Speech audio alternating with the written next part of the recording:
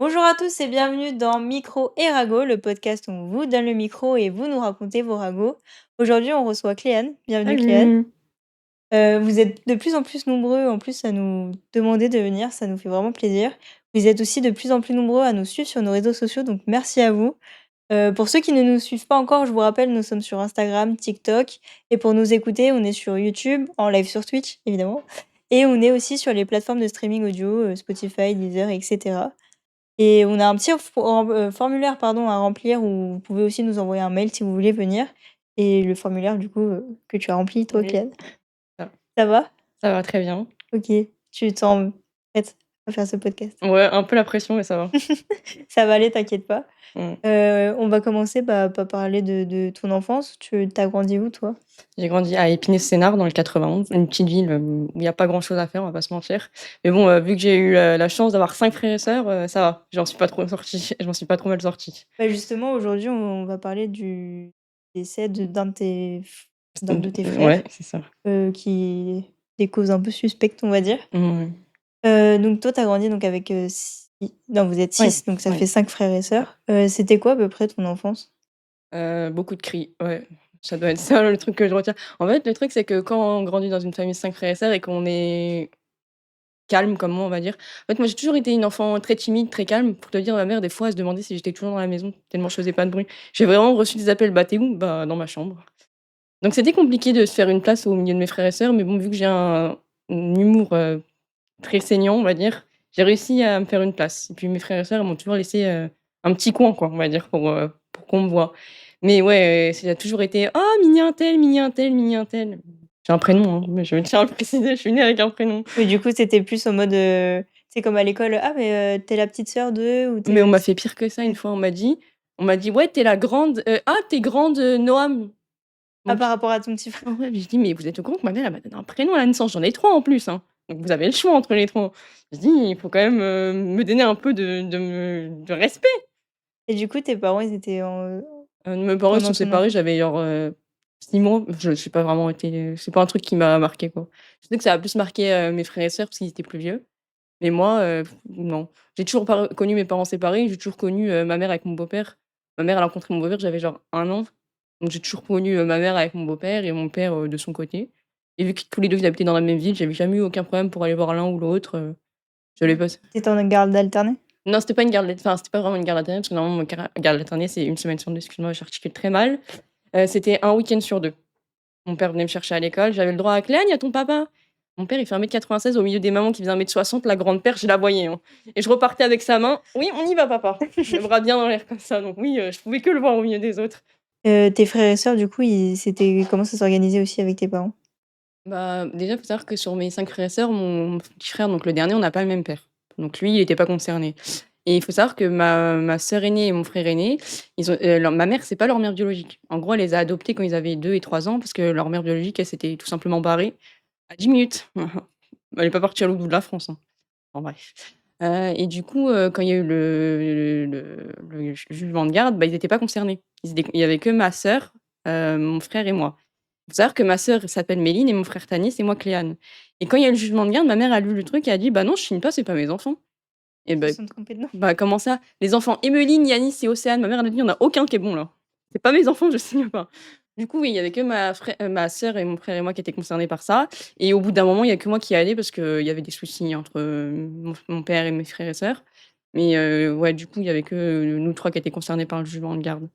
Et du coup, qu'est-ce que ça fait de devoir, passer d'une maison à l'autre? Moi, ça m'a jamais perturbée plus que ça, en fait. Parce que vu que j'ai connu toujours ça, je pense que ça a plus perturbé mes frères et sœurs qui étaient plus vieux au moment où ça s'est passé. Mais moi, franchement, j'en garde pas un traumatisme ou rien du tout. J'avais 2 maisons, c'était cool. J'avais 2 fois des jouets, c'était cool. Et du coup, ça doit être très mouvementé une enfance avec, 5 frères et sœurs. Ouais, surtout que mes frères et sœurs, c'est 5 mais ressentis 40, donc ouais. Ressenti 40, Et c'est-à-dire? ils ont tous des personnalités très, très, très différentes. En fait, c'est vrai que ma mère, elle le dit souvent, mais elle a eu 6 enfants, parce que du coup, pour elle, les 2 premiers c'est les siens aussi. Elle a eu 6 enfants, mais on a tous une personnalité totalement différente. Genre, par exemple, mon petit frère et moi, on est du même signe astrologique, par exemple, mais alors on n'a rien à voir. Moi, je suis vraiment l'artiste de la famille, je fais 10 ans de théâtre, tout ça. Lui, c'est le foot, le sport. Il est bon dans tous les sports qu'il entreprend, hein, ça te fout le seum à chaque fois, et moi, yes, j'arrive à faire une roulade avant, c'est déjà pas mal, hein.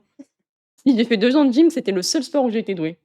Mais sinon, ouais, le sport, c'est vrai, mais ouais, mais mon frère aîné, donc Fabrice aussi pareil, le foot, il aurait dû, signer lui et ils étaient venus le chercher, mais mon père, il avait refusé de signer et mais sinon, ouais, c'était les 2 plus sportifs de la famille, mais sinon, ouais, moi, disons que le sport et moi, on n'est pas copains, quoi. Ouais, ça arrive, hein. Ah ouais, Mais justement, tu parlais de ton frère, donc le 18 avril 2021, il décède, décède. c'est ça. Qu'est-ce qui se passe? En fait, ce jour-là, c'était un dimanche, je me rappelle très bien et nous, on avait déménagé, on n'habitait plus à Épinay déjà depuis, bah, on a déménagé depuis 2 ans. On habitait plus là-bas et donc dans le salon, il faut savoir qu'il y avait ma sœur qui était là avec sa fille.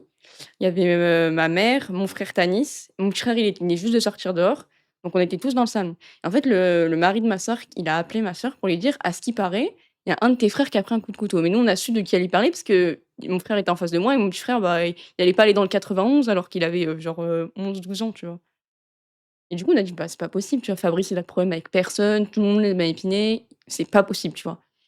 Et quand il a raccroché, il a dit: «Je vais voir si je trouve plus d'informations». Il a raccroché et moi, en fait, ça me paraissait tellement improbable, c'était tellement pas possible pour moi qu'en fait, j'ai pas tilté, tu vois? J'ai continué à faire ma vie comme si de rien n'était. Ouais, c'est comme si c'était pas réel. Moi, pour moi, c'était pas possible, tu vois? Genre, comment ça se fait que mon frère va se prendre un coup de couteau, tu vois? C'est impossible.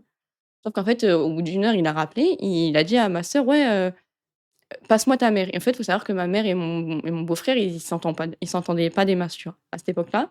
Du coup, ma mère, elle a trouvé ça très bizarre, donc on a su qu'il y avait quelque chose qui allait pas et en fait, quand ma mère, elle a pris le téléphone, elle s'attendait à ce qu'on lui dise: «Ouais, il part à l'hôpital, il est dans le coma», un truc comme ça. En fait, il lui a dit: «Il est mort.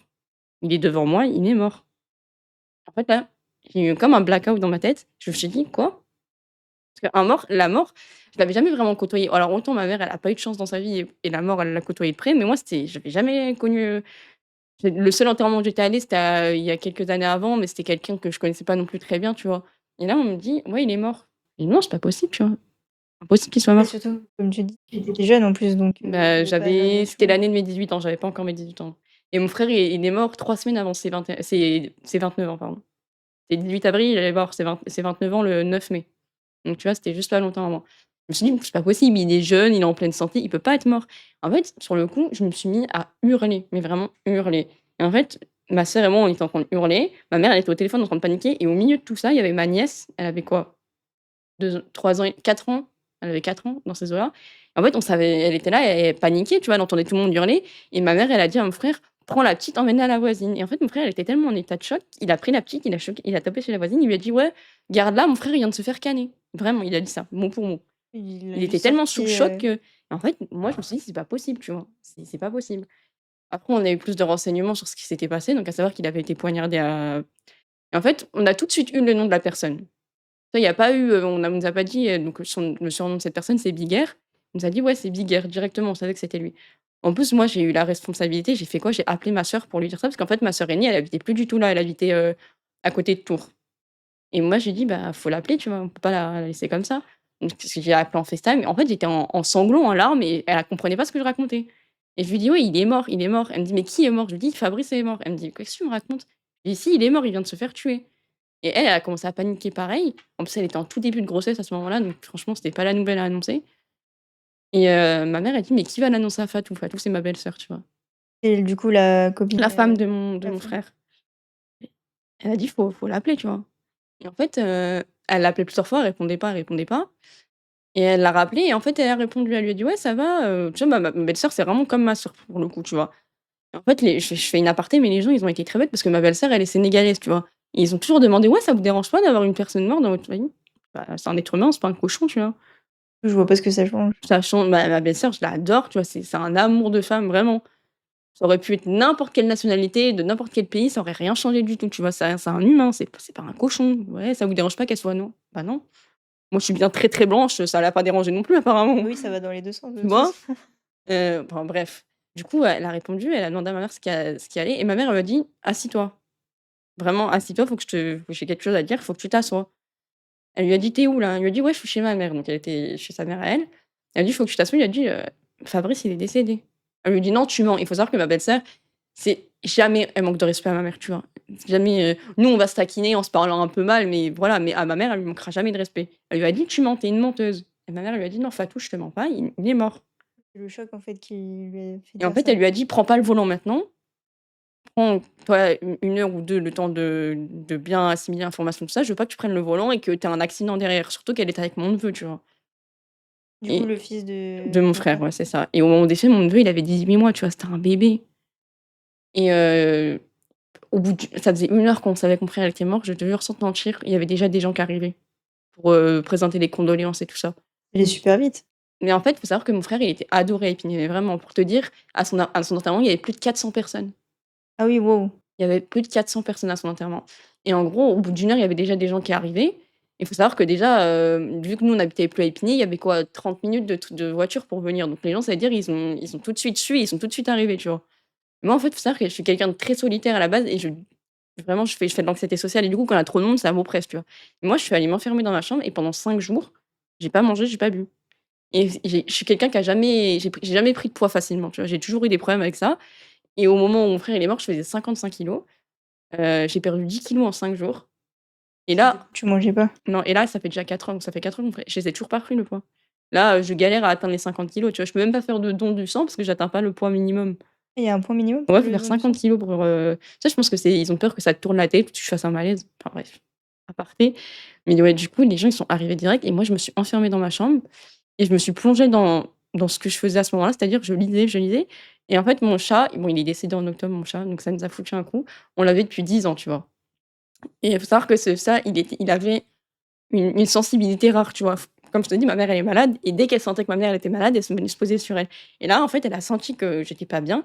Le chat est resté 5 jours collé à moi, sans bouger. Vraiment 5 jours. Elle a pas bougé du lit. Oui, c'était ton soutien émotionnel, Il faut en savoir que fait. moi, je suis quelqu'un de j'aime beaucoup manger, c'est pas une et en fait, ils ont tout essayé pendant 5 jours: «Ouais, viens manger, je te prends un McDo, je te prends» j'ai dit: Je veux pas manger, je veux pas sortir de cette chambre, en fait».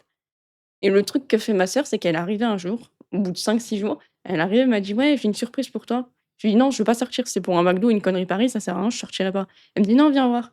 Et elle a sorti quoi? Une boîte, il y avait un lapin microscopique, mais vraiment, tout petit comme ça. Et c'est la seule fois où j'ai souri depuis que j'ai appris la mort de mon frère et j'étais vraiment, ma mère, elle était en train de pleurer tellement elle était contente que je sorte un peu de ma coquille, tu vois? C'est un vrai lapin, du coup? Ah oui, oui, c'était un vrai, vrai lapin, que j'ai gardé et qui est mort, l'année dernière. Il est mal tombé, on va dire. Mais ouais, franchement, ce lapin, en fait, il m'a vraiment aidé à sortir de ma dépression, on va pas se mentir. Et en fait, mon frère, il est décédé le 18 avril et on l'a enterré le 30 seulement, soit, 12 jours après. Ce qui était normal parce que vu qu'il avait été, poignardé, il fallait faire une autopsie. Donc pour en venir au jour J où il est mort, le gars qui a tué mon frère, il a été arrêté le jour même. En fait, il est parti en courant et dans la soirée, il a appelé un copain à lui en disant: «Ouais, je suis dans la merde, faut que tu m'aides». Et lui, en fait, tu sais, mon frère, il est mort, devant le tabac du Longchamp. Oui, donc dans la ville, De Quincy, ouais, c'est Quincy ou Boussy, je sais plus. Je me trompe tout le temps, bref. Il est mort là-bas et en fait, il a appelé son pote, il lui a dit: «Ouais, j'ai fait une dinguerie» et son pote, il lui a dit: «Est-ce que c'est toi qui as fait, la dinguerie du Longchamp?» Il lui a pas répondu, il lui a dit: «Ouais, je suis dans la merde, faut que tu viennes me chercher». Et le gars, en fait, c'est de ce qu'on nous a dit, hein, moi j'étais pas là à ce moment-là. Le gars, je pense que vu qu'il avait fait de la prison déjà et que là, il était sorti, il avait sa femme, ses enfants, je pense pas qu'il voulait d'embrouille, tu vois? Donc qu'est-ce qu'il a fait? Il a appelé les flics, il leur a dit: «Le gars que vous cherchez, il sera à cette heure-ci, à cette gare-là, venez le chercher». Quand le gars est arrivé à la gare, c'est les flics qui l'ont récupéré. Donc il a été en cavale, je crois même pas 12 heures, tu vois? Ce qui beaucoup est, déjà. ce qui est beaucoup déjà, parce que mon frère, il est décédé à 16h09 très précisément, il me semble. Et ils l'ont attrapé, genre il devait être 22h, 23h, un truc comme ça. Et il y a jamais jusqu'à aujourd'hui, le gars il dit que c'est pas lui. Il dit que c'est pas lui, que c'est pas lui. Encore aujourd'hui? Ouais, mais il y a eu le procès au mois d'octobre, il dit: «Non, c'est pas moi». Alors Mais il y avait des témoins, non? il y a des preuves, il y a des témoins, il dit: «Ah non, c'est pas moi». D'accord, OK. Donc déjà 12 jours de deuil où il y avait du monde toute la journée à la maison. Donc moi, je me renferme encore plus parce que je supporte pas, j'ai vraiment une batterie sociale très faible. Alors, quand il y a trop de monde comme ça, je sais que les gens ils disent: «Ouais, ça c'est pour le soutien, tout ça», mais en fait moi ça m'aidait pas vraiment. Donc je suis restée enfermée. Moi en fait ce qui m'a vraiment aidée, c'est surtout mon neveu. Tu vois? Tu avais un gamin de 1 an et demi au milieu de tout ça et qui savait pas ce qui se passait en fait. Et surtout que du coup, enfin, il devait se demander surtout où est son père, quoi. C'est ça. Même encore aujourd'hui, hein, il a du mal, il à l'école, il y a des fois, ça sort, ça ressort pas, bref, compliqué avec lui. En même temps, tu vois, fallait s'y attendre, tu vois? Mais il a une mémoire, tu vois? Des fois, il me parle de trucs qui s'est passé quand il avait 1 an et demi, mais des vrais souvenirs en plus, hein. Je lui dis: «Mais comment tu te rappelles de ça?» Elle me dit: «Bah, je sais pas, je m'en souviens». Mais c'est des enfin 1 an et demi normalement, je suis pas sûre que tu es censé avoir une mémoire, aussi Je sais pas précise. si c'est parce qu'on lui parle tout le temps de son père ou si bah, en tout cas, quand il m'a parlé de ça, c'était il y a 2 ans en arrière, 2-3 ans en arrière, donc il avait 3 ans, donc peut-être qu'il avait vraiment une mémoire. Mais des fois, il me dit des trucs, je lui dis: «Mais comment tu te rappelles de ça?» Tu vois? Après le truc, c'est qu'on fait toujours en sorte de lui parler de son père, de lui montrer des photos, tu vois? Il y a pas de tabou, on cache pas. Le plus compliqué, ça a été de lui annoncer comment il était mort son père. Vous lui avez dit du coup? Bah, c'était quand? C'était il y a 1 an de ça, il a demandé à sa mère. Mais ça ma belle-sœur, elle s'attendait pas à ce qu'il demande aussi jeune, tu vois? Donc elle lui a expliqué avec des mots d'enfant, elle lui a dit: «Il y a un monsieur qui a fait un gros bobo à ton papa, il a fermé les yeux, il est au paradis». Il a dit la première question qu'il a posée, c'est: «Il s'appelle comment ce monsieur?» Et ma belle-sœur, elle a dit: «Non, je te dirai son prénom quand tu seras plus grand». Il a dit: «Oui, mais je suis déjà assez grand». Elle a dit: «Bah non, tu as 5 ans, tu es pas assez grand». Et ma belle-sœur, elle m'a dit: «Je veux pas que si je lui dis le prénom du gars de ce monstre plutôt, il fasse l'amalgame et dès qu'il croise une personne avec du même prénom, il se dise: "Ah bah, c'est lui qui a tué mon père, en fait"». Oui, c'est sûr que vu qu'il est petit, il pourra peut-être pas dissocier les C'est 2 ça. trucs. Déjà, ça reste un enfant, tu vois? Il sait pas il comprend pas les différentes, nuances, pour lui, il y a qu'une personne qui a un prénom et puis c'est tout. Donc ouais, 12 jours de deuil. Après, il y a eu l'enterrement. Tellement de monde, tellement c'était déjà quand je suis arrivée à Épinay, parce qu'il y avait vu que mon frère, il était, converti à l'islam, il a été, tu sais, enterré dans le rite musulman, tout ça, donc il y a eu la mosquée et quand on est arrivé à Épinay, tu sais, il y a eu une je suis sortie de la voiture, il y a eu une vague de personnes qui m'ont regardée et en fait, tu sentais dans leur regard qu'ils se disaient: «Ah les pauvres», tu vois? Parce que du coup, ton frère était très populaire. Ah oui, tout le monde adorait mon frère. Alors que mon frère, on va pas se mentir, c'était un peu un gars froid de base, tu vois? Et en fait, moi, je me rappelle au collège, on m'avait dit une fois: «Ouais, ton frère, il me fait peur, il regarde souvent de travers». Je dis: «Ouais, enfin, mon frère, il a un peu un strabisme aussi, donc des fois, tu penses qu'il te regarde de travers, alors en fait, il a juste l'œil qui part en cacahuète», tu vois? Vraiment et c'est pas vraiment un strabisme, mais en gros, il avait un œil qui était paresseux, du coup, tu avais l'impression qu'il te regardait de travers, alors qu'en fait, pas du tout, tu vois? Et du coup, ouais, il était vraiment très apprécié à Épinay. Je t'ai dit, il y avait plus de 400 personnes à son enterrement. Je me suis dit: «Ça s'arrêtera jamais, en fait». Il y avait les gens, ils arrêtaient pas de rentrer dans le cimetière et ça s'arrêtait pas. Et du coup, quand je suis arrivée à Épinay ce jour-là, tu as senti la vague de regards sur toi et tu étais là: «Ouais, mais arrêtez de me regarder, je suis pas un phénomène de Moi, foire, j'ai quoi». rien fait. C'est ça, en fait, les gens, ils sont pas, ils veulent pas être méchants, tu vois? Mais les commentaires du style: «Ça va? Ouais, ça peut aller mieux». Oui, c'est surtout que c'est un peu délicat dans le sens où Mais tu vas après, pas dire, «Oui, je ça peux pas leur en va». vouloir parce que quand c'est moi qui étais de l'autre côté, que quelqu'un a perdu un proche, tu demandes: «Ça va?» Tu sais, c'est débile comme question, mais tu vois, tu essayes d'être sympa avec la personne, mais tu sais que tu vois, je m'étais encore mais genre 2-3 mois après la mort de mon frère, mon frère, c'est mon fond d'écran depuis et j'ai une fille qui me dit: «Ah, c'est qui sur la photo?» Je dis: «C'est mon frère». Elle me dit: «Bah, pourquoi tu as ton frère en fond d'écran?» Je dis: «Bah, il est décédé» et la pauvre, elle était tellement mal à l'aise, tu vois? Elle m'a regardée en mode: «Oh, je suis désolée». Je dis: «Bah, c'est pas toi qui l'as tué, hein, tu peux ça arrive», tu vois? Oui, en fait, on a tout quand on est de l'extérieur, tu as toujours ce sentiment d'avoir fait une boulette Tu ou de vois? pas savoir quoi dire, en En fait, fait. c'est tellement un peu tabou la mort, surtout comment mon frère est mort, tu vois? Quand tu dis: «Ouais, mon frère est mort, il a été assassiné», ça fait toujours un froid dans la pièce, tu vois? «Ah, je suis désolée», bah, c'est pas ta faute. Une fois pareil, une fille qui me dit: «Ah, c'est qui sur ton fond d'écran?» Je dis: «C'est mon frère». Elle me dit: «Ah, il est beau, hein, tu lui diras pas?» «Ça risque pas d'arriver, hein». Je lui dis: «Ça risque pas d'arriver, il est décédé là». Je te dis, elle est devenue rouge tomate, la pauvre. Je lui dis: «C'est pas grave, ça arrive, tu vois? Tu peux pas savoir, c'est pas écrit sur mon front, mon frère est mort». Tu vois? Heureusement. Ah, ça va déjà, tu as le truc de le prendre à la rigolade. Ah bah oui, je peux pas dire aux gens: «Ouais, tu tu vois? Comment ça tu le sais pas? Tu devrais lire dans mes pensées». Ouais, heureusement que quand les gens me voient, ils pensent pas juste à: «Ouais, ton frère il est mort». Je me définis pas que pour ça, heureusement, tu vois? Mais c'est sûr que ça met toujours un malaise, les gens ils savent pas comment faire, moi-même j'ai été du même côté. Une fois j'ai dit à un gars: «Ah, ta mère était du coma». Il m'a dit: «Ah ma mère elle est morte». OK, yes. Oups, j'ai dit une boulette. Bah, en plus, c'est Jérémy, hein. Ah, c'est bah, du coup, le premier podcast qu'on C'est a lui. sorti. J'étais tellement mal à l'aise ce jour-là, mais vraiment et du coup, maintenant, je comprends les gens. Je leur dis: «Mais c'est pas grave, tu vois? Tu fais pas exprès». Donc pour en revenir à ce que je disais, l'enterrement, plus de 400 personnes et il y a une image que je me souviens, pour te dire à quel point mon neveu, il était innocent. On est en plein milieu du sépia et tu as le petit qui a le téléphone dans la main et qui met bande organisée et qui dansait, mais vraiment à 2 pas de la tombe de son père et je me dis: «C'est vraiment ça l'innocence d'un enfant, en fait». C'est Il sûr comprend pas ce qui se que passe. C'est surtout qu'à ce moment-là, il avait une fixette sur bande organisée parce qu'il était persuadé que LCH, c'était mon frère Tanis. Il disait: «Oh, il y a tonton Tanis» et il faut savoir que mon frère qui est décédé, donc son père, il pouvait plus de cette musique. Donc même dans l'au-delà, il l'a pourchassé avec cette musique, tu vois? Mon frère, il en pouvait plus et je me regarde, je le regarde danser, donc on a baissé le son quand même, tu vois? Mais tu peux rien faire, c'est un gamin de 18 mois. Tu le regardes danser comme ça, être tout joyeux, mais tu te dis: «Bah, tu peux pas lui en vouloir, c'est un bébé, il sait pas ce qu'il fait». Et il y a une deuxième truc que je retiens, c'est que dans toute l'assemblée, au milieu des gens, il y avait un gars avec une vérissure rouge vif. On ne voyait que lui au milieu de la marée des gens. Une veste, du coup? Vérissure, tu vois la mais Ah rouge oui, le vif. truc des Mais et en assurances. fait, il y a vu que la plupart des gens, ils étaient en camis blanc, tu sais? Parce que c'est comme ça chez les musulmans. On voyait que lui au milieu et j'ai eu la pensée, tu vois? J'étais anéantie, je venais d'enterrer mon frère et je me dis: «Mais putain, pourquoi il y a un mec habillé en vérissure au milieu des gens?» tu vois? Et c'est vraiment le truc qui m'est resté de l'enterrement de mon frère. Si on me demande ce que je me souviens, je sais pas, il y avait un gars en vérissure, c'est tout ce que je me souviens.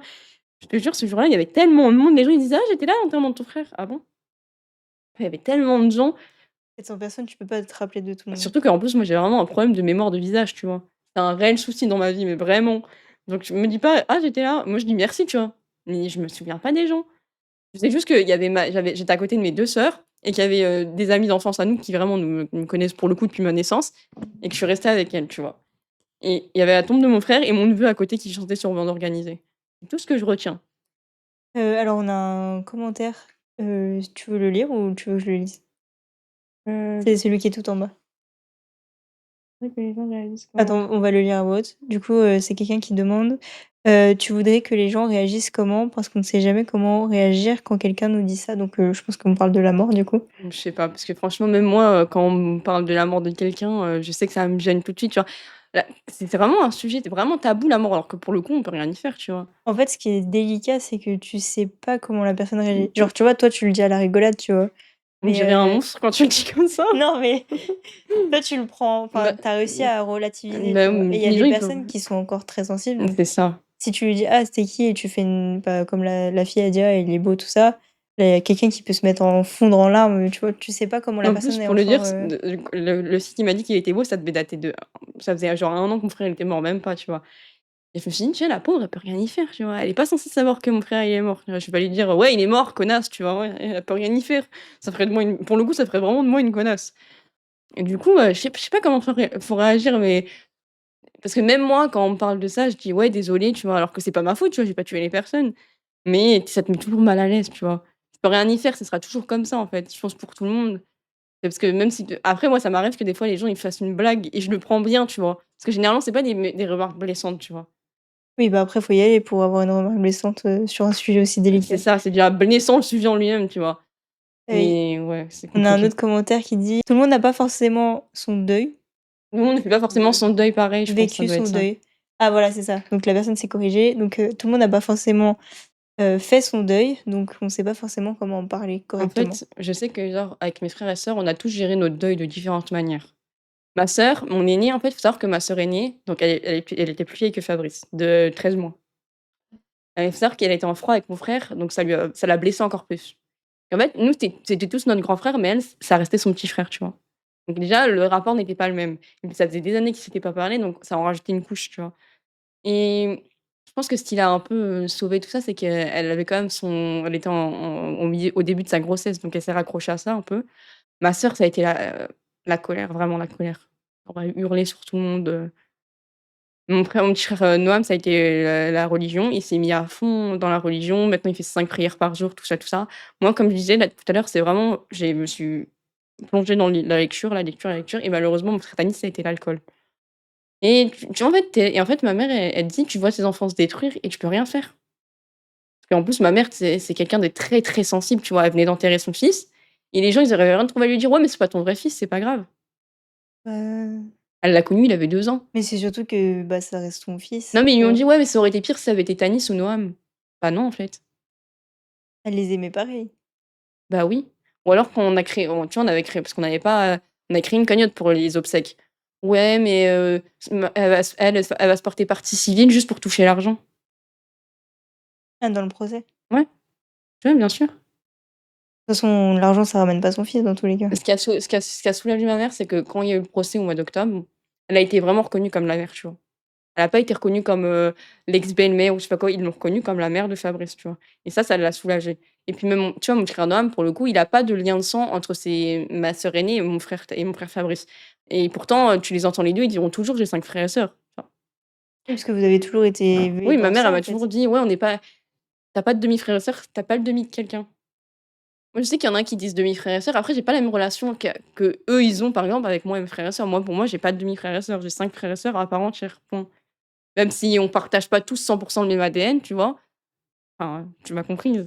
On n'a pas le même ADN vraiment, mais tu vois, c'est ça. Moi, je dirais jamais que mon frère aîné et ma sœur, aînée, ils sont comme mon demi-frère et ma demi-sœur et que mon petit frère, c'est mon demi-frère, c'est pareil, tu vois? Même si on n'a pas le même père ou on n'a pas les mêmes mères biologiques, en l'occurrence là, c'est mes frères et sœurs, ça reste comme ça.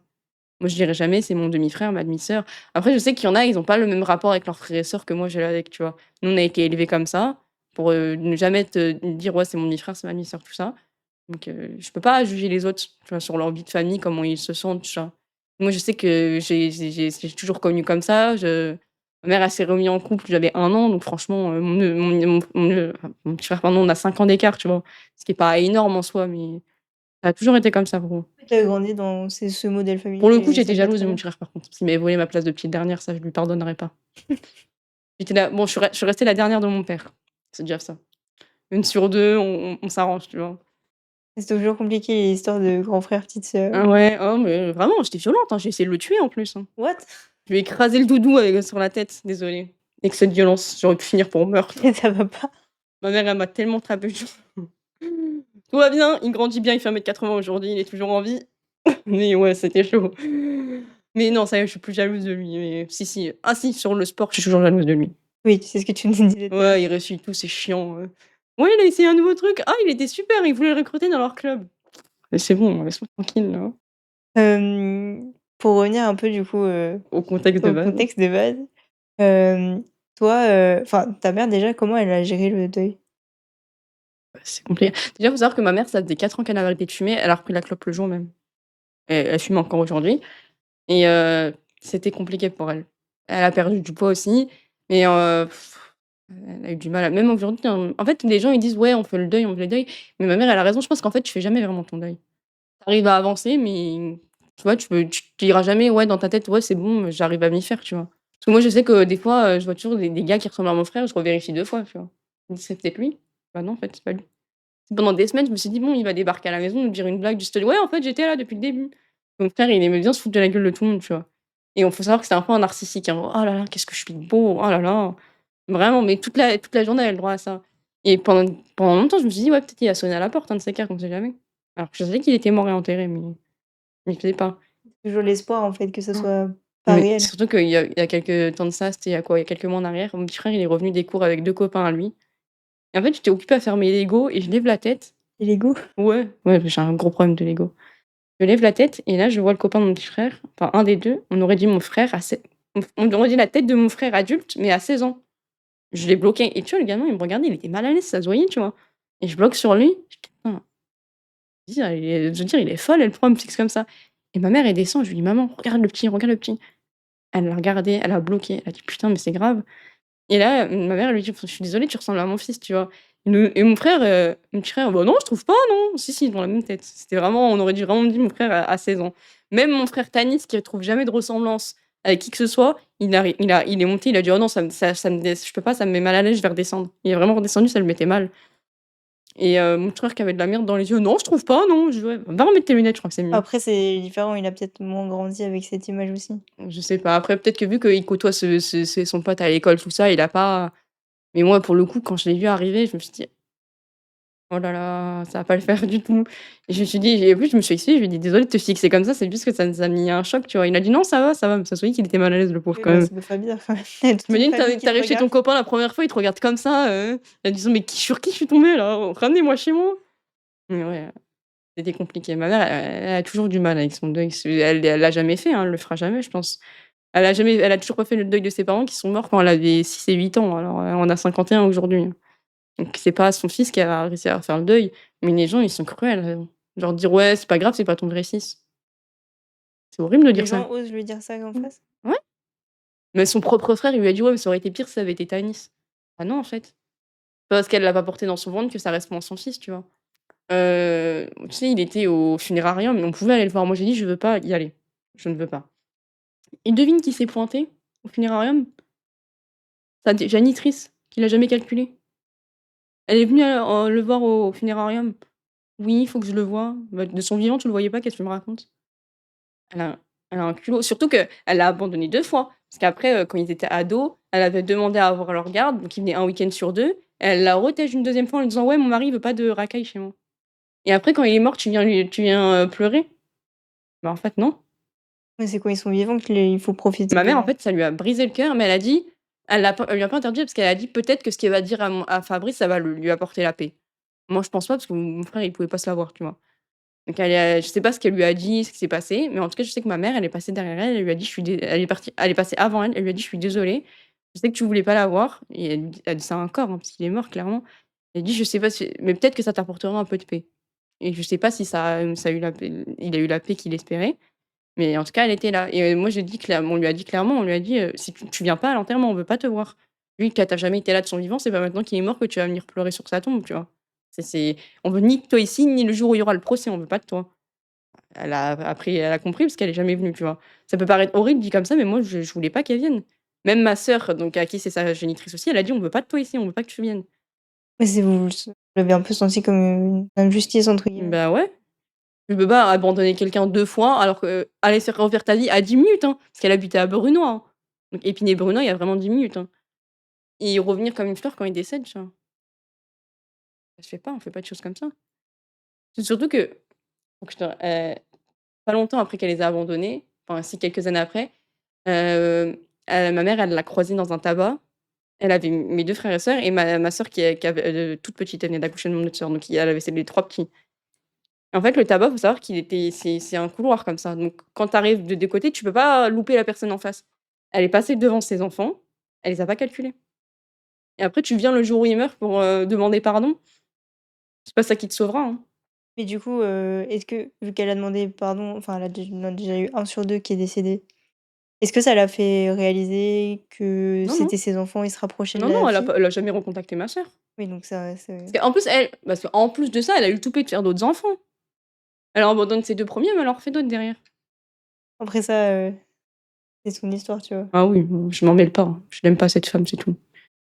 Mais, pour revenir du coup, donc au jour J, qu'est-ce qui s'est passé concrètement?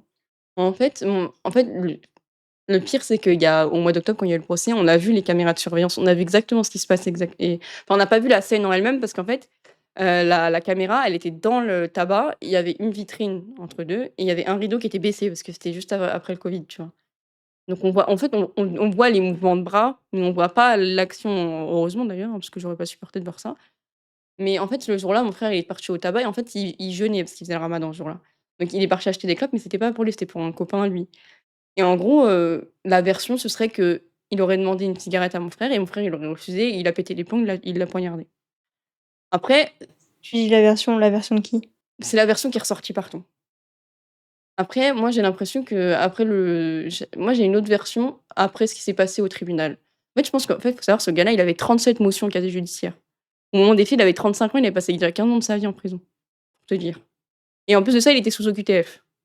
Ça veut dire quoi ça Ça veut donc? dire qu'il était censé être reconduit à la frontière pour retourner du pays d'où il venait, OK. tu vois? Et juste, je fais une petite aparté, les gens, du RN racistes, tout ça, qui utilisent ce genre de choses pour dire: «Ouais, faut virer les migrants», tout ça. Moi, je sais que mon frère, il a été tué par quelqu'un qui était sous OQTF, ça fait pas moi de quelqu'un raciste pour autant, tu vois? Donc utiliser cette chose-là pour mettre la haine dans la tête des gens, ça sert à rien. Parce que je suis la mieux placée pour en parler, tu vois? Pourtant ça t'a pas donné la Moi, haine dans la vie? tu vois, genre, par exemple, il est d'origine congolaise, j'ai pas la haine de tous les Congolais, tu vois? Ça fait pas de moi je vais pas dire: «Ouais, j'aime pas tous les Congolais». Tu vois, il y a des bons et des cons partout. Oui, c'est ça, tu sais faire la part des choses. Exactement. Enfin bref, donc du coup, il avait 35 motions au casier judiciaire, il avait passé 15 ans de sa vie en prison sur 35 ans, il avait OQTF, tout ça et en fait, moi, je pense que ce jour-là, vu ce qu'il nous a raconté au procès, je pense qu'il était tellement mieux dans sa vie en prison que dehors, parce qu'en fait, dehors, il foutait clairement rien de sa vie. Je pense que ce jour-là, il s'est dit: «Ouais», ça aurait pu tomber sur n'importe qui. Il s'est dit: «Ouais, je vais planter quelqu'un, ils vont m'envoyer en prison». Mais je pense qu'il s'attendait pas à tuer quelqu'un vraiment. Il s'est dit juste: «Ouais, si je le blesse à l'arme blanche, ils vont m'envoyer quoi? Cinq ans derrière les barreaux. Oui, parce que du coup il a un casier judiciaire. Ils vont m'envoyer quoi? 5 ans max derrière les barreaux et je ressortirai dans 5 ans». Parce que, bah, non, il a pris 20 ans. Il dit qu'il est toujours innocent, pourquoi est-ce qu'il voudrait, aller en prison? Il l'a pas dit clairement, mais moi, c'est mon ressenti à moi et il y a pas que moi, hein, même notre avocat, il pensait la même chose et il dit qu'il est innocent parce qu'en fait, je pense que dans sa tête, il s'attendait pas à tuer quelqu'un. Je pense que si on lui dit: «Ouais, vous avez poignardé un tel ou un tel», il dira: «Oui», mais quand on lui dit: «Ouais, meurtre», quand on lui parle de meurtre, là, par contre, il esquive, tu vois? Franchement, le gars, je l'ai eu pendant 3 jours d'affilée, enfin pas 3 jours d'affilée parce qu'on a eu le week-end entre 2, en face de moi et je me suis dit: «Mais mon Dieu, il est vraiment con». C'est pas une blague. Non, mais il était vraiment profondément débile, le type. Même sur le rapport des psychologues, il disait, heu et dans la moyenne faible intelligemment. C'est vraiment le rapport des psys, hein, c'est pas une blague. Donc parce qu'en fait, il a eu 3 experts parce que ma mère, elle avait peur qu'il soit reconnu irresponsable. Ah oui, en mode, ils disent que Ou qu'il soit c déclaré fou, en ouais, c'est gros. ça. Ma mère, elle a dit en fait, c'est ce qui s'est passé quand ma grand-mère est décédée, parce que ma grand-mère, elle est décédée dans les mêmes circonstances, elle a été assassinée. Faut savoir que ma grand-mère, elle a été fichée au grand banditisme. Donc déjà, mamie, c'était une gangsta. Pour le coup, c'est vraiment, elle faisait des prises d'otages et tout, hein. Mais Ah ouais, ma grand-mère et mon grand-père paternel, il faisait des prises de fourgon et tout, enfin la famille de dingue pour commencer, tu vois? Et en gros, ouais, elle a été assassinée, par balle. Elle était enceinte de 7 mois et en gros, apparemment, ils avaient mis un contrat sur la tête de ma grand-mère et tu vois, je sais pas si tu vois c'est qui Jacques Messrine? mmh. Ouais, Jacques Messrine, bah, tu verras sur internet, c'est un gars qui était fiché au grand banditisme et lui, c'était vraiment le pote de ma grand-mère. Genre ma mère, elle a été posée sur ses genoux et tout. C'est un peu comme un Pablo Escobar mais français, si tu veux. C'est ouf que ta famille soit dedans. Ah ouais, non, mais quand je raconte ça, les gens me disent: «Mais tu es une grosse menteuse». Mais je crois que j'ai que ça à faire en vrai de raconter des mensonges. Bref, donc ma grand-mère, elle a été tuée dans ces circonstances et le gars, en fait, il a été malin parce qu'il a appelé la police, il a dit: «Ouais, j'ai tué quelqu'un», il s'est rendu. Il a fait 5 ans de psychiatrie, il est ressorti normal. Oui, en disant que c'est parce que je suis, Il était fou. fou. Oui, c'est ça. Il a dit qu'il entendait des voix soi-disant, alors que pas du tout et du coup, en fait, quand ça arrivait à mon frère, ma mère, elle avait une seule peur, c'est que ça arrive. Mais en fait, vu qu'il est passé devant 3 psys, il a été reconnu responsable, mais juste qu'il était complètement con, complètement débile et le gars, tu es là devant un homme de 38 ans, bientôt 39 en face de toi et le gars, il raconte mais que des conneries. Oui, il parle au juge, il se tient le zizi, il dit: «Oh, faut que ça va sortir monsieur le juge, faut que j'aille aux toilettes». Même le juge, il a dû halluciner. Mais oui, mais il parle au juge, on dirait c'est son pote, je te jure, 1er degré. À un moment, il dit au juge: «Oui, faut que je crache». Mais attends, comment ça, faut que je crache? Il a dit: «Ouais, c'est dans ma bouche, faut que je crache». Le type. Il faut savoir que le 1er jour où on est arrivé au procès, il nous a tous cherché du regard, tu vois?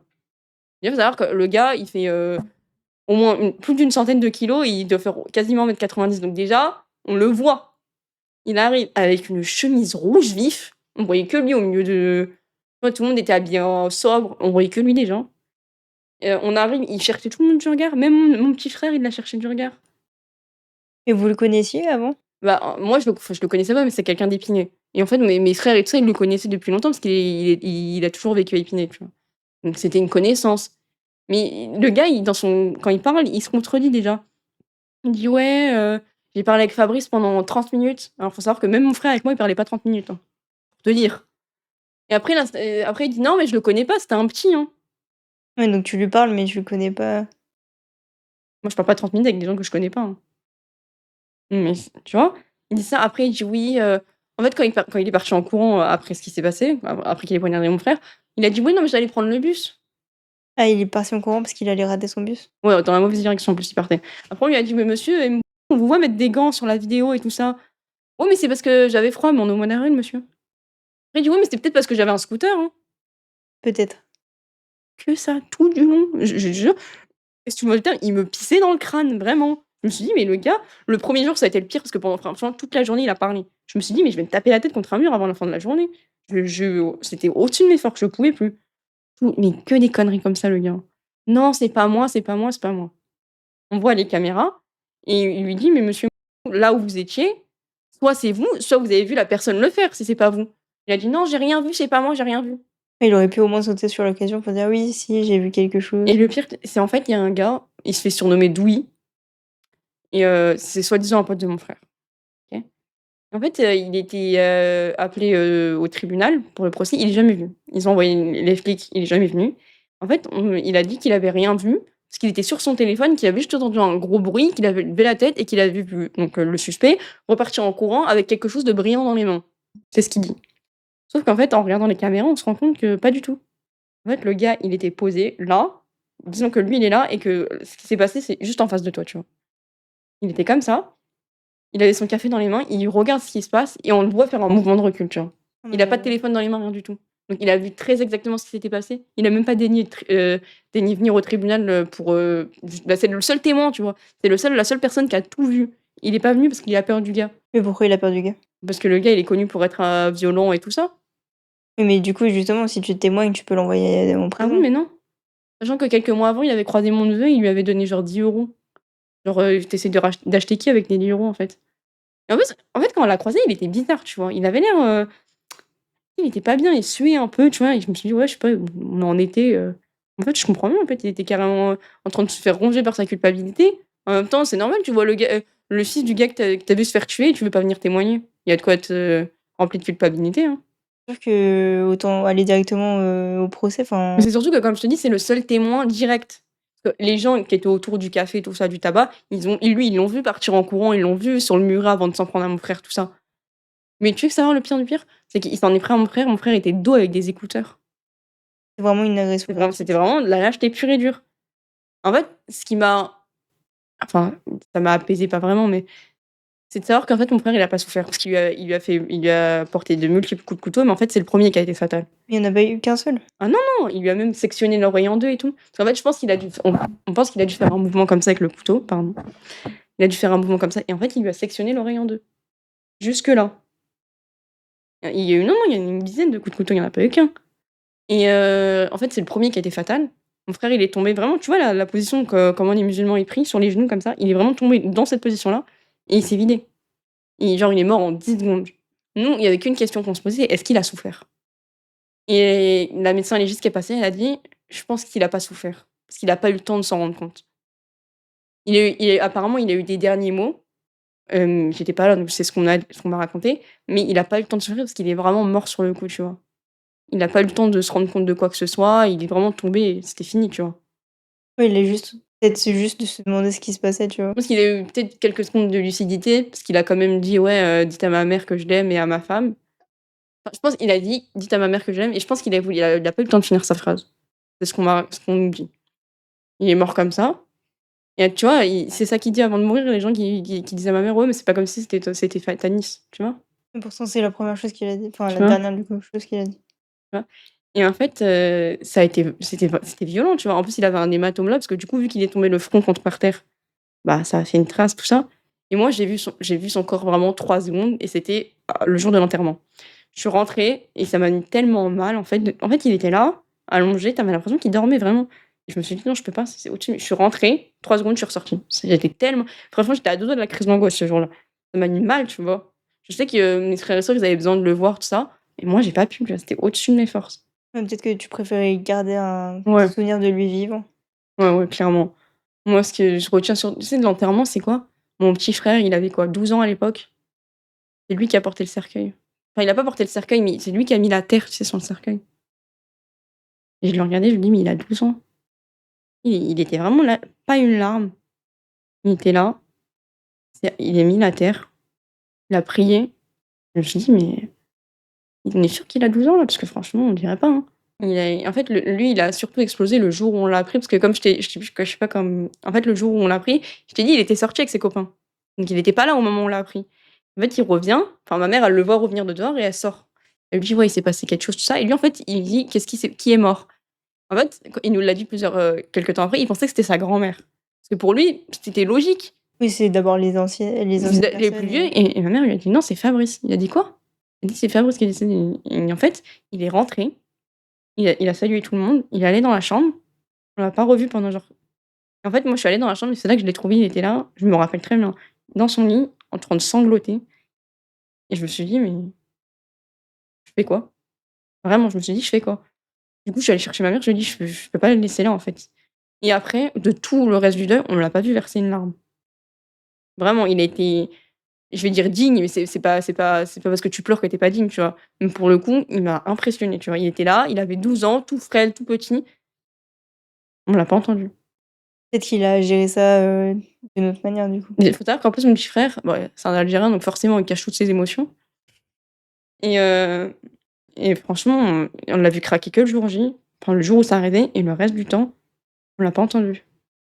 C'est peut-être pour ça aussi qu'il se la donne autant au sport.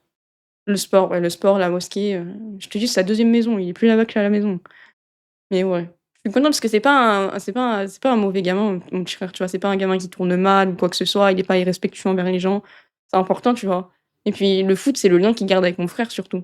Je veux que mon frère, comme je t'ai dit, il était gardien et il aurait dû signer lui. Et c'était vraiment le lien entre eux 2, tu vois? Et il a pas longtemps après la mort de mon frère, il y a eu un tournoi, et il y est allé, il a joué tout ça et je sais qu'apparemment, je le vois pas parce que moi je le vois pas jouer au foot, mais apparemment maintenant à chaque fois qu'il rentre dans un terrain, il fait ça. Ton frère? C'est ça. Ça a été leur truc à eux, tu vois? Moi, je sais que mon f après, je sais pas, c'est compliqué. Vu qu'on avait beaucoup d'écart avec mes frères et sœurs, enfin avec ma grande sœur et mon grand frère déjà, tu moins proche qu'avec les ceux qui ont moins d'écart, tu vois? Je dis pas que j'étais pas c'est les 2 plus proches de mon frère, c'était mon frère Tanis et Méline, vraiment. En plus, Tanis, ça a été compliqué parce qu'il avait dormi 3 semaines chez mon frère juste avant qu'il meure, tu vois? Donc il avait été avec lui 24 heures sur 24. Oui, c'était tout frais encore. Donc Et et toi, c'est oh pardon. vas-y? C'est quoi toi ton dernier souvenir avec ton frère? Je sais même pas, pour te dire. En fait, le truc, c'est que vu que depuis que j'habitais plus avec Nice, je le voyais pas aussi souvent, tu vois? Mais je me souviens d'un truc, j'étais chez ma sœur à Nantes, parce que en fait, je t'ai dit, je suis rentrée en février à Nantes, il est mort en avril. J'étais chez ma sœur à Nantes et en fait, je vois ma belle-sœur, elle m'appelle. Je décroche et j'entends mon frère. Je lui dis c'était tellement improbable que mon frère, il m'appelle. Je lui dis: «Je sais pas trompé de personne». Il me dit: «Non, non, c'est à toi que je voulais parler». Il me dit: «Allume ton FaceTime». Je l'allume, tout ça. Il me parle, il me montre son fils, tout ça, tout ça. Je me dis: «Bah, c'est bizarre, tu vois? Mon frère, il est pas du genre à appeler comme ça». Et après, il me dit: «Ouais, tu sais où papa il est? Je pensais aller le voir». Et je trouvais ça en fait, il faut savoir que mon père et mon frère, ils ont une relation vraiment, compliquée, très, très compliquée même. Et vu que mon père, il est malade, il est dans un centre à Amiens où il s'occupe de lui. Et je dis: «Quoi?» Il me demande à moi ça. Je lui dis: «Tu vas aller voir papa?» Il me dit: «Bah ouais, je voulais lui présenter Idriss, tout ça». Et en fait, il faut savoir que juste avant mon frère, il a eu des problèmes avec la justice, tu vois? Je vais pas mentir, tu vois? Il a fait des conneries et juste avant de pas longtemps de sa mort, il avait commencé à entamer une formation de pâtisserie, tu vois? Il voulait aller voir mon père, il avait des projets, il voulait parce qu'il était marié avec eux religieusement, tu vois? Il voulait se marier civilement et en fait, il y a rien. Oui, Ça l'a coupé comme ça. Je me suis dit: «Mais» en fait, je vais te dire la vraie raison pour laquelle j'ai arrêté de manger après sa mort, c'est que je me suis dit: «Bah, pourquoi en fait? Pourquoi j'aurais le droit de manger, de vivre alors que mon frère il est mort», tu vois? Et en plus, s'il est mort dans ces conditions, ça peut m'arriver moi aussi, je peux sortir croiser quelqu'un de complètement taré, me faire planter. Là, je me suis dit: «J'ai pas le droit de manger, lui il peut plus. Pourquoi oui. j'aurais le droit?» Du coup, vu que c'était un peu une mort, «aléatoire» entre guillemets, tu avais un peu ce sentiment de culpabilité? Ouais, en fait, je me suis dit pendant longtemps, je me suis dit: «En fait, ça aurait peut-être plus simple si ça avait été moi». Parce que je me suis dit: «Moi, j'avais pas je faisais plus d'études, j'avais personne, enfin, j'avais pas de petits copains, rien, j'avais pas d'enfants». Je me suis dit: «Ça aurait peut-être été plus simple si ça avait été moi», tu vois? Parce que lui, il a laissé une femme, un enfant, tu vois? Il avait des projets. Je dis: «Moi, j'avais pas de projet dans ma vie à ce moment-là». Je me dis: «Ouais, ça aurait peut-être été plus simple si ça avait été moi». Je dis pas que ma famille n'aurait pas été triste, hein, elle aurait pas été triste, loin de là. Mais je me dis: «Ça aurait été plus simple». Et je m'en veux de penser ça, mais en fait, c'est au-dessus de mes forces, tu vois? Je m'en suis voulu pendant longtemps, je me suis dit: «Ouais, en fait, j'aurais dû être là-bas, moi». Et je pense que mon frère, c'est surtout ça le sentiment qu'il a. Mon frère Tanis, parce il a dormi 3 semaines là-bas, il est parti, il est revenu la veille, hein. Il s'est dit: «Ouais, je suis parti», et lui, il est mort, tu vois? Il s'en voulait, il s'en veut encore, je pense. Mais tu vois, c'est compliqué. On peut pas être dans la tête de son frère ou de sa sœur, ni de personne d'ailleurs. Et pour, ouh pardon. Et pour du coup ta belle-sœur, ça s'est passé comment après? Comment comment est-ce que vous êtes restés avec elle du coup Ma ou? belle-sœur, elle est forte, je te jure, elle m'impressionne. Elle venait en fait, je pense que ce qui l'a sauvée, ma belle-sœur, c'est savoir qu'elle avait Idriss. Si elle avait pas eu son fils, je pense qu'elle se serait vraiment effondrée, effondrée. Elle était bien sûr qu'elle était effondrée, tu vois? Mais elle a repris sa vie tellement dignement derrière, tu vois? Tellement elle a dit en fait, elle a dit: «Je peux pas, il y a mon fils, je peux pas tout laisser tomber», tu vois? Donc maintenant, elle s'occupe du petit, tout ça, et je sais même pas vraiment comment elle agira, en fait. Je me demande encore aujourd'hui, et en fait, elle a surtout craqué. En fait, elle a tellement emmagasiné ces dernières années qu'elle a vraiment craqué au procès. Que le gars, il était en face de nous, il nous cherchait, tu vois? Il dit quoi? Le 2e jour du procès, il dit: «Ouais, ouais, mais eux, en parlant de nous, faut qu'ils arrêtent de faire du cinéma». Pourquoi vous Parce faisiez qu'on quoi de parce particulier? qu'on pleu tu vois, on pleurait et lui, il faisait exprès de nous chercher, tu vois? Il faisait exprès de chercher mon frère et tout ça. Il a dit: «Ouais, faut qu'ils arrêtent de faire leur cinéma». Et du coup, enfin ce genre de phrase, tu as pas l'impression que malgré le fait qu'ils disent que c'est innocent, est-ce que c'est pas lui qui voulait vraiment cibler ton frère? Aucune idée si c'était vraiment lui qui ciblait ou s'il ciblait quelqu'un d'autre. Dans tous les cas, que c'était lui, que c'était sa cible de base ou pas, il a quand même passé à l'acte, tu vois? Et vraiment, pendant le procès, il était insupportable. Et là, ça faisait genre 1 heure qu'on était dans la salle et je sais pas, il a commencé à parler, je sais pas et là, d'un coup, j'ai ma belle-sœur, elle a pété un câble, tu vois? Elle s'est mise à hurler en lui disant: «Ouais, mais le laissez pas nous regarder comme ça, nani». Elle est sortie, tu vois? Et en fait, nous, on n'avait pas le droit d'interagir avec lui, tu vois? Il était dans une espèce de cage en verre devant nous et nous, on était de l'autre côté, assis sur les bancs et on n'avait pas le droit de on pouvait le regarder, mais rien de plus, tu vois? Mais lui, il faisait exprès de chercher, il faisait des sourires à mon frère et tout ça. Et après quand on disait: «Ouais, dites-lui quelque chose» et c'est à nous qu'il disait: «Ouais, mais il faut vous calmer vous». Ouais, bah, dites-lui, d'arrêter. Bah, c'est lui qui vous provoque Mmh. surtout. Ou en plus son avocat qui dit à notre avocat: «Ouais, dites à la famille de se calmer». Il y en a pas un pour attraper l'autre, en fait. C'est ça. Et le procès, ça a duré 3 jours, c'est ça? Ouais.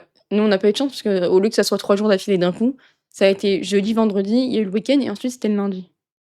Donc déjà, tu avais le week-end un peu entre 2. Je sais pas si c'était une bonne ou une mauvaise chose en vrai. Ça laissait le temps de respirer, mais en même temps, tu étais là en train de te dire: «Ouais, qu'est-ce qui va se passer le dernier jour?» tout ça. Donc ouais, généralement les procès c'est 3 jours. Après ça dépend de la gravité des trucs. Par exemple, tu vois, dernièrement, il y a eu les procès des viols de Mazan, c'était plusieurs mois là, tu vois? Heureusement que c'était pas plusieurs mois. 3 jours, c'était déjà bien assez long. 3 jours au tribunal d'Evry toute la journée, Et combien de temps après, bah, 3 ans et la demi. mort? 3 ans et demi C'est après? ouais, il est mort en avril 2021 et le procès, il a eu lieu en octobre 2024. Ah oui, c'est tout frais, du coup. Ouais, ouais, c'était là, c'était, il y a 6 mois. Il y a 6 mois. Et du coup, il a pris 20 ans? Ouais, en fait, il a pris, nous, à la base, on voulait 25 ans, mais tu sais, en fait, 25 ans, c'est le max en France. Non, c'est 30 ans le maximum en France. Mais tu sais, ils mettent ça pour des gens, tu sais, genre style Michel Fourniret, tout ça, des gens qui ont fait multiples meurtres et tout ça, tu vois? Mais bon, vu que lui, il avait déjà un gros casier et qu'en plus, il avouait pas, parce que généralement, quand tu avoues, ça t'aide. Mais vu qu'il continuait à dire que c'était pas lui et ben, il a pris 20 ans, dont les 3 tirs incompressibles, donc il était obligé de faire 15 ans, sachant qu'au moment du procès, il avait déjà fait 3 ans et demi. Et qu'en fait, à la sortie, il avait 5 ans de sûreté, il devait travailler tout ça, mais en fait, c'est ce que ma mère elle m'a dit, mais en fait, elle m'a dit: «Il a pris 20 ans parce qu'il peut pas, travailler en ressortant, il a pas les papiers français». Et du coup, pourquoi ils l'ont pas envoyé directement, dans son pays? Parce qu'on n'envoie pas quelqu'un dans un pays en guerre. Lui, il peut OK. venir, en France, tuer des gens, mais on le renvoie pas dans son pays, par contre. Il peut rien, tu vois? Comme ça. Mais apparemment, l'avocat, il dit qu'on il devrait quand même être renvoyé, parce qu'avec le casier qu'il a, ce qu'il a fait, il devrait quand même être renvoyé. Je sais pas, hein, d'ici peut-être, d'ici 15 ans, enfin moins de 15 ans maintenant, ce sera plus la guerre là-bas, je sais pas, mais en tout cas, j'espère qu'il sera renvoyé là-bas, quoi. Et du coup, aujourd'hui, bon, on voit que tu es un peu plus à l'aise avec le sujet, mais comment tu le ressens encore aujourd'hui, ce décès? C'est moins compliqué qu'au début, mais c'est toujours dur, tu vois? Quand tu fêtes Noël, les anniversaires et qu'il est pas là, ça reste compliqué. Surtout que comme je disais, moi, il est mort en avril, je fêtais mes 18 ans en octobre. Donc déjà, je peux dire que quand mes 18 ans sont arrivés, j'étais au bout de ma vie, tu vois? C'est compliqué, tu fais les anni il a fait qu'un seul anniversaire de son fils, tu vois? C'est ça qui mon neveu, il va avoir 6 ans au mois d'octobre, il a fait un seul anniversaire, c'est tout. Quand je fais les anniversaires de mon neveu, quand on fait les anniversaires, quand enfin les Noëls, ça c'est toujours compliqué, c'est des périodes où c'est plus compliqué que d'autres. Après, il y a pas une journée où je pense pas à mon frère, tu vois? Que ce soit, juste pour parler de lui ou en faisant une blague avec mes frères et sœurs, tu vois? Parce que même si on en parle, mais on en parle pas en pleurant, tu vois? On arrive à parler de lui, même on arrive même à le tacler miskin alors que, tu vois, il est mort, tu vois? Mais c'est pas méchant, tu vois? Parce que s'il avait été vivant, on lui aurait fait les mêmes remarques. Oui, c'est juste qu'il fait quand même partie de votre Tu vois, c'est comme quotidien. s'il était toujours un peu là. Et ma mère a dit: «Ah dites pas ça, il est mort». Je dis: «Oui, enfin lui il se priverait pas, hein, si on était mort, hein». Parce que mon frère, faut savoir qu'il a passé la moitié de ma vie à m'appeler Ratata, comme le Pokémon. Je lui dis: «Lui, quand il m'appelait Ratata pendant 15 ans, j'ai jamais rien dit, hein». Je dis: «Mais en fait, ça c'est comme le faire revivre, en fait, comme l'avoir avec nous». Parce que qu'il soit mort ou qu'il soit vivant, on aurait fait les mêmes blagues, tu vois? Oui, donc ça, en fait, ça change rien. Ça change rien. On a toujours été comme ça entre nous. Tu vois, mes frères et sœurs, on est très, très soudés. Alors on est vraiment pas tactile, hein. Genre dire: «Je t'aime» ou faire un câlin à mes frères et sœurs, c'est mort, tu vois? Alors il y a quelqu'un qui demande, j'ai peut-être raté l'info, mais au final, c'est quoi la cause retenue pour, du meurtre? Ah, c'était pas avec préméditation. En fait, c'est justement c'est pour ça qu'il a pas pris 25 ans. En fait, dans le jury, il y avait une personne qui était pas d'accord pour la préméditation, du coup, ils l'ont pas retenu. Mais la vraie raison du meurtre, on la saura jamais. Officiellement, c'est parce qu'il aurait refusé une cigarette, mais on n'aura jamais la vraie version. Oui, parce que du coup, bah, le mec est dit qu'il est innocent et ton frère, bah, Il il pourra pourra pas donner sa version. c'est ça, Et du coup, est-ce que ça te bloque un peu toi, du coup, le pas savoir pourquoi, un peu. Que ce soit une histoire de cigarette ou pas, dans tous les cas, ça reste une injustice. Tu tues pas quelqu'un pour ça. Surtout quand la personne est de dos avec des écouteurs. C'est vraiment, le summum de la lâcheté, on va pas se mentir. Mais ça reste compliqué, en fait. Tu sais pas si tu sais pas ce qui est arrivé, tu sais pas ce qu'il avait dans la tête à ce moment-là, tu sais pas pourquoi et c'est compliqué. Je pense que tant qu'on n'aura pas vraiment le et je pense qu'on n'aura jamais le fin mot de l'histoire. Les gens, ils ont dit une cigarette parce qu'il était à côté d'un tabac et qu'il venait d'acheter des cigarettes. Mais tu vois, comme sur ça, le gars, il dit au tribunal: «Ouais, j'avais 3 paquets sur moi». Alors que le gars, il avait jamais une cigarette sur lui. Mais qui se promène avec 3 paquets de cigarettes? Personne. Enfin, que des trucs comme ça, tu vois? Et du coup, on n'aura jamais vraiment le fin mot de l'histoire, donc c'est un peu perturbant. Et on est obligé de passer à autre chose, tu vois? On peut pas rester bloqué sur ça toute notre vie. Ça t'a donné, le tu sais, en général, on dit que quand il y a quelqu'un qui meurt et tout ça, ça te donne l'impression de ça te redonne pas goût à la vie, mais ça te remet dans le truc de, la vie peut s'arrêter à chaque instant. Ouais, exactement. Bah, déjà qu'avec, l'histoire de la maladie de mon père qui est génétique, je sais que c'est compliqué. Alors avec ça, quand on a rajouté une couche derrière, ça a été compliqué. C'est en fait, tu te dis: «Moi, en fait, je peux juste sortir». En plus, depuis qu'il y a eu l'affaire de mon frère, j'ai l'impression que toutes les semaines, il y a ça.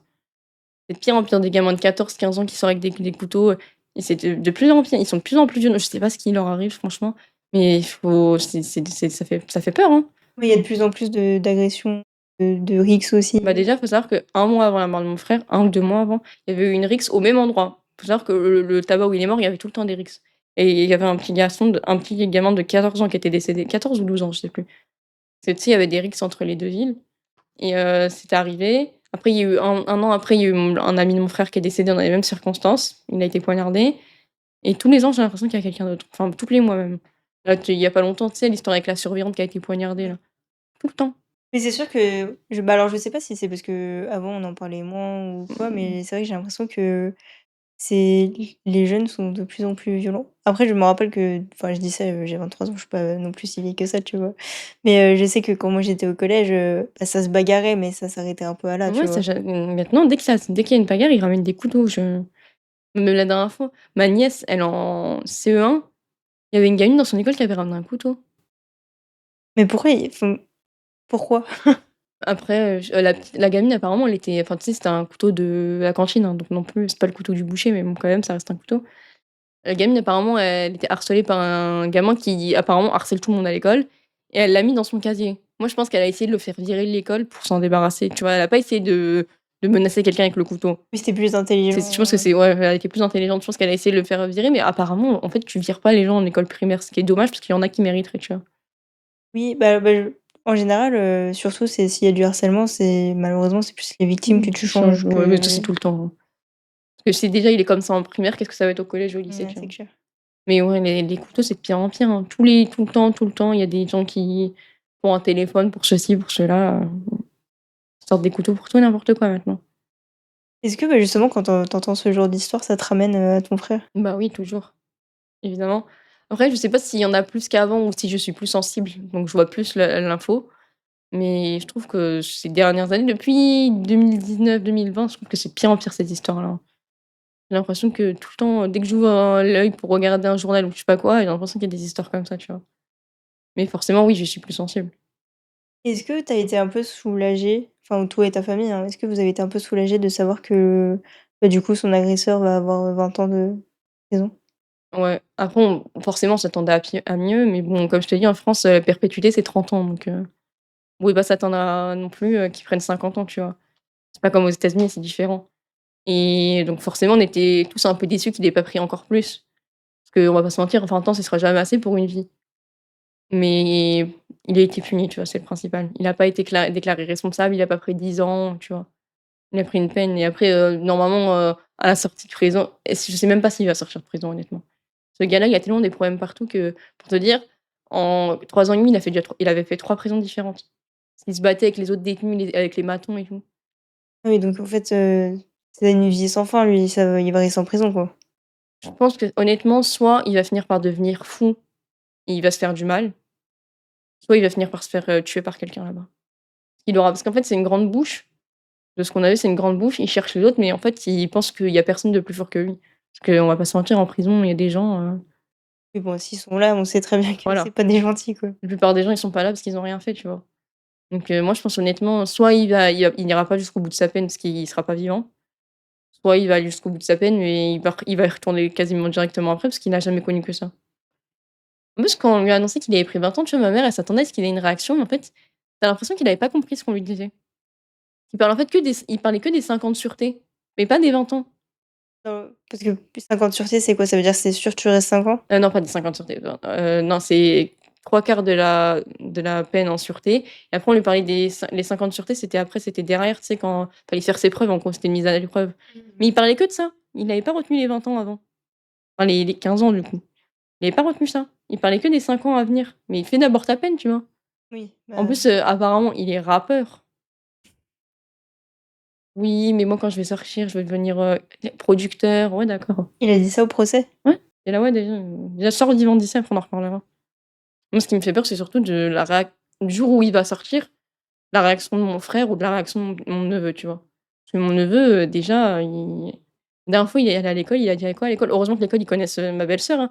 «Ouais, ma maman va trouver le monsieur qui a fait du mal à mon papa, elle va le torturer». Ouh là! Ma belle-sœur, elle a été convoquée. Ah oui, tu m'étonnes. Après, ils lui ont expliqué, ils ont dit: «Ouais, on vous connaît, on sait que tu as de la chance, tu aurais pu appeler les flics ou l'assistante sociale». Elle me dit: «Arrête, j'ai eu peur», tu vois? Et en fait, à un moment, il parlait de tes émotions en classe et vu que la maîtresse, elle est au courant, tu vois? Et elle s'attendait à ce qu'au moment de la tristesse, il en parle.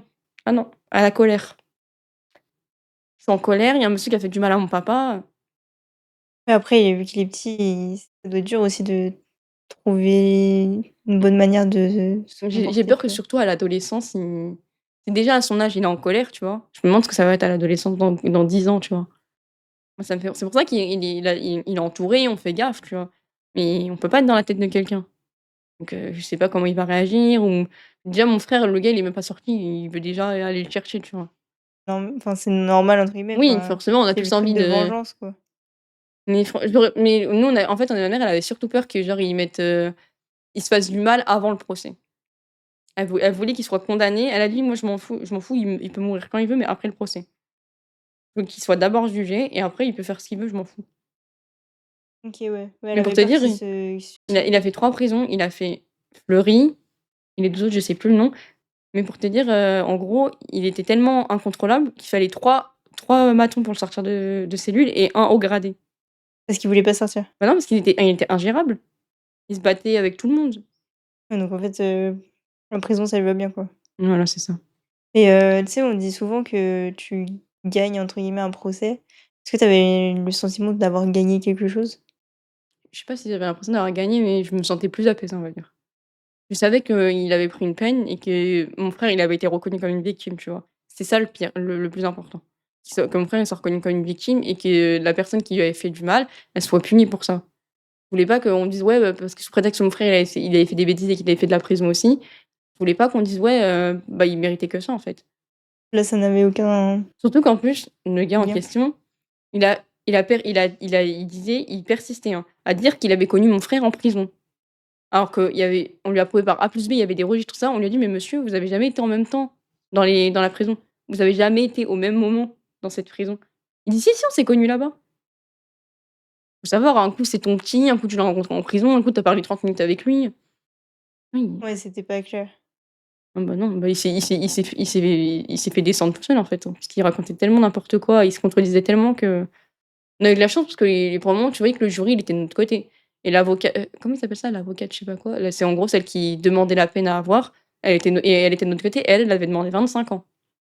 Au final, ils ont pris 20 ans, il a pris 20 ans parce qu'ils ont pas retenu la préméditation. Et oui. Oui, parce qu'en soi, s'il dit qu'il l'a pas fait, tu peux pas prouver, C'est ça ça. doit être dur à prouver la préméditation quand même. Bah, en fait, le fait qu'ils mettent des gants et tout ça, ça allait dans le sens de la préméditation, sauf qu'il y a une personne dans le jury, une seule, qui était pas d'accord. Et ça suffit Ça à suffit. basculer? OK, ouais. C'est ça. Ouais. Après, tu envie de dire ouais, tu envie de secouer la personne, de dire: «Mais tu sérieux?» Après, tu sais pas comment la personne le problème, c'est que tu connais pas la vie des jurés, tu vois? Tu sais pas, ça se trouve, lui, il a quelqu'un, qui a été dans la même situation et qui a pas fait exprès, je sais pas. Oui, après, c'est sûr, ça dépend du vécu des gens, mais bon, Après, je pense qu'il y a des gens qui ont dû un peu avoir de la peine pour lui, parce qu'il arrêtait pas de dire: «Oui, j'ai perdu ma mère, j'ai perdu ma mère». Ouais, c'est pas, il y a plein de gens qui ont perdu leur mère, hein.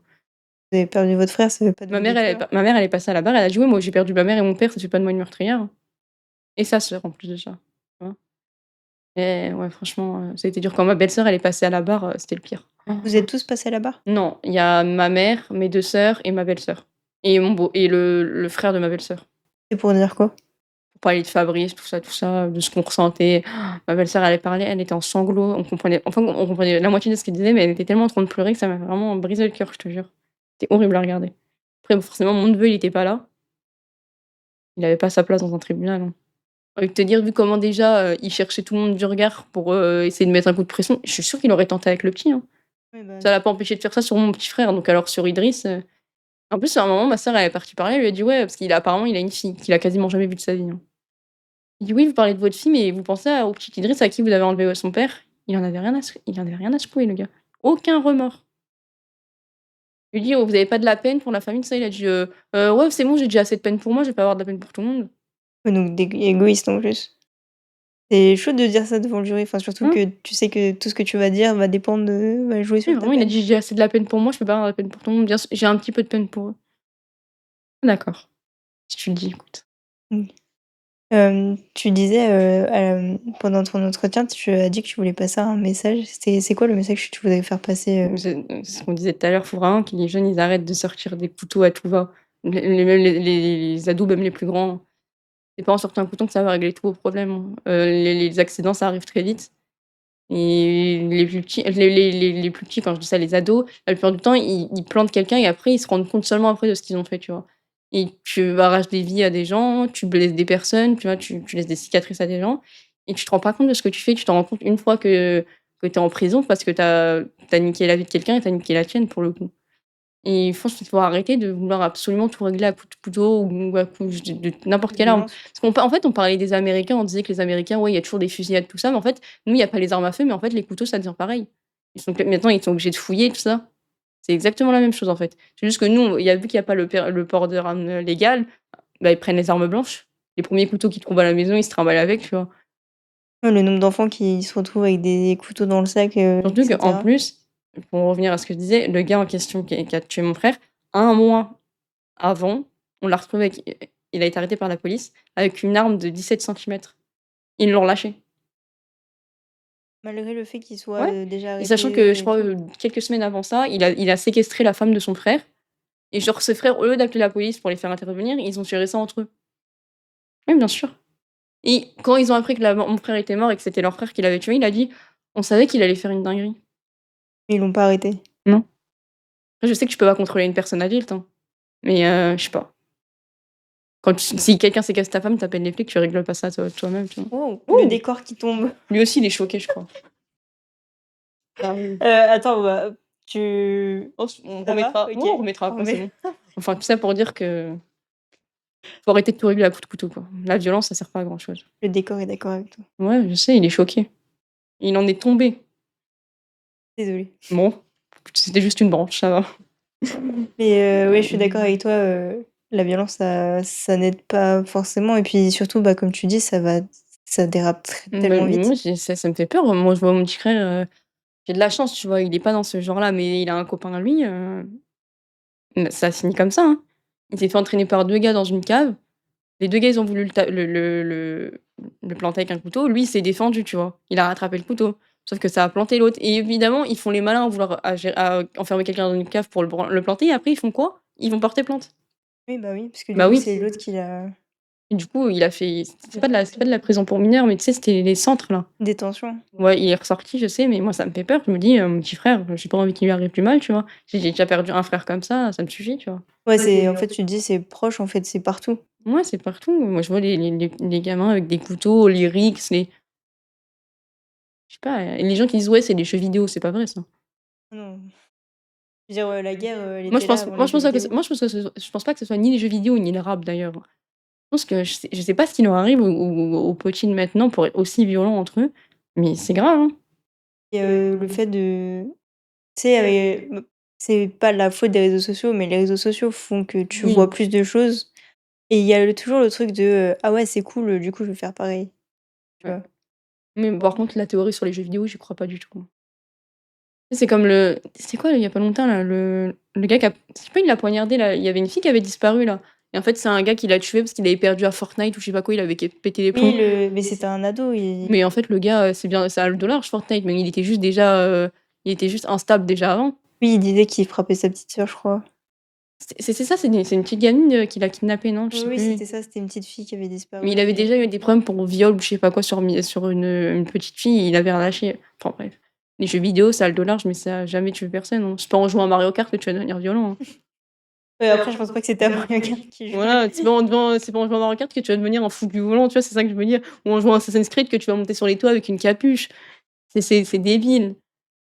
C'est pas c'est il y a de la violence dans les jeux vidéo, on va pas se mentir, GTA tout ça, mais c'est pas parce que tu joues à GTA que tu vas aller dans la rue pour avoir 5 étoiles, tu vois? C'est ça que je veux dire. Oui, tu faut avoir la conscience que c'est un jeu vidéo. Mais par contre, les réseaux sociaux, oui, c'est dangereux. Moi, je vois, ils sont tout jeunes, ils postent des photos, des trucs, je me fais vieille, je crois. Ouais, bah, moi aussi, je peux pas dire, pareil, enfin je peux pas, 22 ans, mais ressenti 80 en fait. exactement, mais je suis pareil, je suis pareil. Bah, en tout cas, j'ai bien aimé se discuter avec toi parce Moi que, aussi. bah, on se connaît, mais on n'avait jamais parlé de ce sujet-là. Oui, Donc puis je suis contente que malgré tout, ça aille mieux quand même. ça va, ça va. On s'en sort, j'ai pas le choix. Oui, bah, de toute façon, malheureusement, oui, c'est Moi, je ça, te dis, faut quand je vois avancer. mon neveu tous les jours, ça me met du baume au cœur. Il est là, il est plein de vie, là maintenant il veut faire du foot comme son père et son oncle. Il va commencer en septembre, donc tu vois? C'est malheureux, mon frère est décédé, mais tu vois, il reste une part de lui. En plus, mon neveu, franchement, c'est vraiment la copie de son père, c'est fou. Mais vraiment, même quand il parle, hein, il a les mêmes expressions et tout. Donc tu vois, tu le regardes et tu dis: «Putain, c'est vraiment ton père, vraiment?» Il dit: «Oui, je sais». C'est bien qu'il en soit fier. Ouais, ah d'ailleurs, en plus, c'est un charmeur avec les filles, c'est tellement drôle à voir. Je lui dis: «Mais tu as 5 ans, qu'est-ce que tu me racontes, Mais ouais, ça te met du tu vois, il est là, il est tout petit, tout innocent, tout mignon, ça te met du baume au cœur. Puis, comme je t'ai dit, j'ai eu tata 5 fois, donc là, je me rattrape sur mes vieillesse. Bien. Ouais. On te souhaite plein d'amour, en tout cas dans ta vie. Merci, à toi aussi. Bah, merci. C'est déjà le cas, il me semble. On voit qu'il y en a qui écoutent le podcast de ma mère. Bah, en tout cas, c'est la fin de ce podcast pour aujourd'hui. Je vous souhaite une très bonne soirée. Si vous, aussi si vous avez été intéressé par l'histoire de Cléane et que vous voulez aussi raconter votre histoire, le fauteuil est toujours là, pour vous écouter. Enfin, nous aussi, on est là pour vous écouter, hein. Je cède ma place volontairement. Et puis, bah, je le redis, n'hésitez pas à nous suivre sur les réseaux sociaux, Instagram, TikTok et tout ça. Et participer pareil, tout est dans la description. Et je crois que j'ai tout dit cette fois-ci. Puis je vous souhaite une très bonne soirée. Au revoir. Au revoir.